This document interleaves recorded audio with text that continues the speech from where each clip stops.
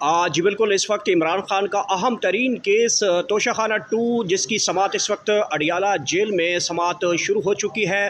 अहम तरीन केस है इमरान खान का। इसके अलावा अलीमा खान जो कि लास्टली वो जब समाअत पे ले आई थी तो उनके ऊपर एक नाजेबा किस्म की हरकत की गई थी और उनके ऊपर अंडा फेंका गया था। आज सिक्योरिटी भी हाई अलर्ट वहाँ पे देखी जा सकती है। लेकिन लास्टली हमने देखा था कि यही सिक्योरिटी जो है वो मुलजमान को जिन्होंने ये हरकत की थी उनको बड़ा सिक्योरिटी फुल प्रूफ देते हुए वहाँ से उनको रेस्क्यू किया था।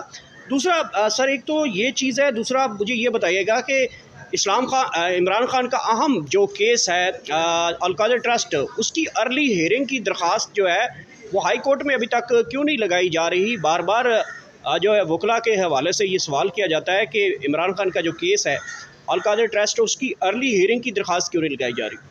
बिस्मिल्लाहिर्रहमानिर्रहीम। कुंवर साहब, एक तो माशाल्लाह आप बहुत अच्छे तरीके से कवरेज करते हैं, आप सीजन्ड जर्नलिस्ट हैं। आपने देखा कि larger bench Islamabad high court का फ़ैसला था और ये फ़ैसला था 24 मार्च 2025 का। उसके बाद आपको पता है कि हर मंगल को 6 वकला मिलने के लिए लिस्ट जाती है और 6 जो है थर्सडे को जो पॉलिटिशियंस हैं, जो फ्रेंड्स की लिस्ट होती है, वो जाती है। उस आर्डर के बाद अभी तक वो आर्डर इम्प्लीमेंट नहीं हुआ। कभी भी उन 6 वकला को, जिसमें जेल अथॉरिटीज़ ने बाकायदा स्टेटमेंट दी, कभी नहीं मिलने दी कि मैं आपके सामने मौजूद हूँ, मैं इमरान खान का स्पोक्स पर्सन हूँ। मेरी लास्ट मीटिंग जो खान साहब से हुई वो 2 अप्रैल 2025 में, कम अज़ कम 5.5 माह हो गए हैं, मुझे नहीं मिलने दिया जा रहा है। इवन देन अगर तोशाखाना ट्रायल भी हो तो मुझे खसूसन रोक दिया जाता है। जहाँ तक आपने ये बात की अलीमा खान के साथ जो पिछला इंसिडेंट हुआ, ये सबसे बड़ा दुख की बात है। एक तो वो फ़ीमेल है, खान साहब की फैमिली को जिस तरीके से जुल्म, जबर, तशद्दुद उनके भांजों के साथ, उनकी बहनों के साथ, खान साहब के साथ, उनकी मिसेस के साथ, बुशरा बीबी के साथ जिस तरीके है, इनका पूरा मिशन है कि खान साहब टूट जाएँ। तो खान साहब इंशाअल्लाह नहीं टूटेंगे, क्योंकि खान साहब को आइसोलेशन में रखें, उसके टीवी बंद करें, उसके अखबार बंद करें, उनसे नहीं टूट रहा, क्योंकि अवाम उसके साथ खड़ी है। खान साहब को तोड़ना है, समझो अवाम को तोड़ना है। लिहाजा जो अलीमा खान के साथ पिछली हरकत हुई, जिस तरीके से नून लीग का वतीरा है, ये मैं जिस कोर्ट के सामने खड़ा हूँ, शायद आपको याद हो कि जहाँ इस कोर्ट में भी नून लीग के लोगों ने अंदर जाके चीफ जस्टिस की कोर्ट पे हमला किया था और नेम प्लेटें तक तोड़ दी थी। उनका ये, और हमेशा ये करते हैं, जितना उनकी हिस्ट्री उठा के देख लें, और ख़ासकर जेल सुप्रिटेंडेंट को जिस तरीके से लोगों को नहीं मिलने देता, और पुलिस आप होते हैं जिस तरीके से 1-1 किलोमीटर हाई कोर्ट की लिस्ट के बावजूद रोका जाता है। लिहाजा अलीमा खान वाला वाक़या, और ये वो लोग हैं जिन्होंने बेनज़ीर के साथ आपने देखा था, वो भी एक फ़ीमेल थी, क्या किया। लिहाजा ये बहुत बड़ा वाक़या है, ये कोई छोटा वाक़या नहीं है। सिक्योरिटी लेके आएँ, हाई अलर्ट कर दें, जो भी है। लोगों ने अब खान साहब से अडयाला पुरअमन तरीके से, पार्लियामेंटेरियन भी, आवाम भी वहाँ जाएगी। और जहाँ आपने अल-कादर का पूछा है, अल-कादर का केस आपको पता है, जहाँ इस हमारी कंटेम्प्ट नहीं लगती, अल-कादर नहीं लगता, क्यों नहीं लगता? हमने तो पूरी कोशिश कर ली है। मेरा ख्याल एप्लीकेशन भी सलमान सफदर साहब से मेरी कल बात हुई, एप्लीकेशन भी मूव कर दी है, और हम चाह रहे हैं, कोर्ट को नहीं पता कि अल-कादर की बेल पेंडिंग है, और बेल के लिए तो आप उसको पेंडिंग कर ही नहीं सकते। और हमारी पूरी कोशिश है कि इंशाअल्लाह, क्योंकि अब छुट्टियां ख़त्म हो गई हैं, नेक्स्ट वीक में हमारी पूरी कोशिश अल-कादर केस लगे और वो सुना जाए। अच्छा सर, जिस तरीके से अलीमा खान साहबा के साथ वहाँ पे इस तरीके का रवैया अपनाया गया और वहाँ पे उन मुलजमान को जिस तरीके से रेस्क्यू किया गया, उसका पाकिस्तान तहरीक इंसाफ की वकला ने कोई उस खवातीन को, उन खवातीन का या उनके बारे में कोई फॉलोअप लिया? वो कौन खवातीन निकली? बाद में मुख्तलिफ बयानात आए और अभी तक उन खवातीन का लेटेस्ट स्टेटस क्या है? तो आप लोगों ने अभी तक कुछ किया इस हवाले से? देखिए, एक उसमें सिमाबिया तहर भी मौजूद थी, नईम पंजोता साथ खड़े हैं, और शमसा कियानी एडवोकेट है, वो भी साथ थी। बल्कि शमसा कियानी ने एक टीवी चैनल पे, क्योंकि वो समझो आई विटनेस हैं, स्टार विटनेस जिसको कहते हैं, उस इंसिडेंट का, उस अकरेंस का, उसने सारा कुछ बताया है। लोग वहाँ मौके पे अरेस्ट हो गए। मैं वीडियो देखें तो कुछ लोग भी हैं जो अरेस्ट हुए, लेकिन पुलिस ने पूरा स्काड किया और उन लोगों को रेस्क्यू कराया। इन्होंने हमारी तरफ से एप्लीकेशन डाल दी गई है। अब आपको पता है, जहां इमरान खान के साथ केसेस ऐसे नहीं लगे, इसी तरह उस एप्लीकेशन का, उनको रेस्क्यू करने का पूरा गवर्नमेंट का हाथ है।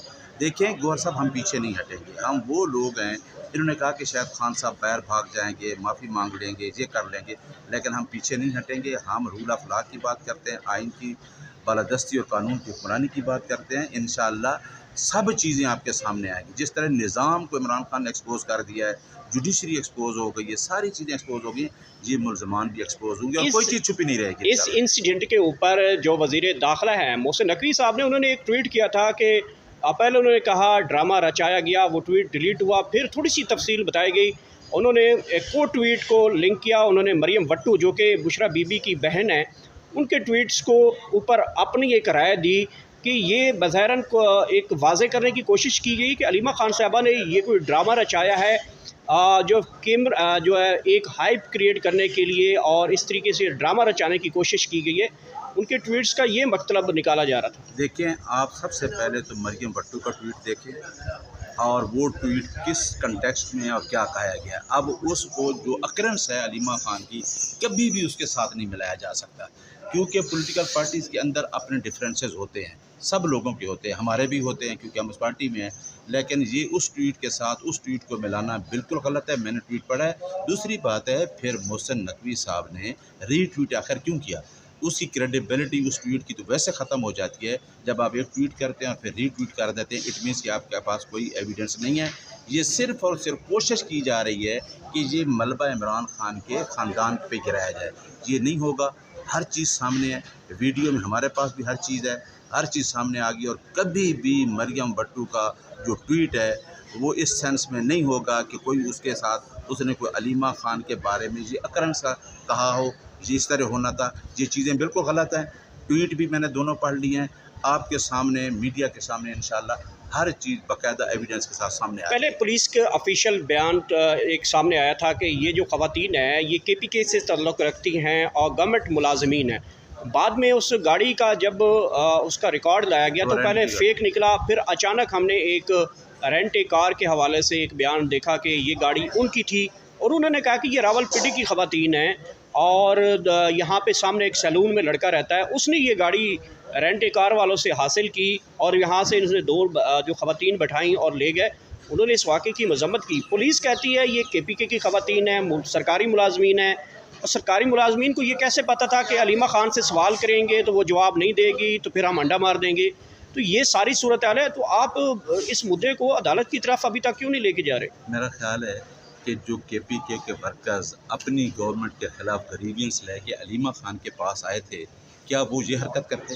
कभी सोच भी नहीं सकते। वो तो अलीमा खान को मिलने आए और अपना ग्रीवियंस बताने आए कि हमारा ये ग्रीवियंस है। अंडा अपने पास रख के ऐसी चीज़ें प्री प्लान्ड है, और ये मैंने सुना है कि ये पिछली 2-3 तारीखों से हो रहा था। ये इस तरह का वाक़या होना ख़वातीन का, और आपने देखा है कि दो लड़के वहाँ अरेस्ट होते हैं, 2 लड़कों को पकड़ा जाता है। आपने देखा है कि वो जो SHO है वो उनको स्कॉट करके सारी चीज़ों को गाड़ी में बिठा के ले जाते हैं।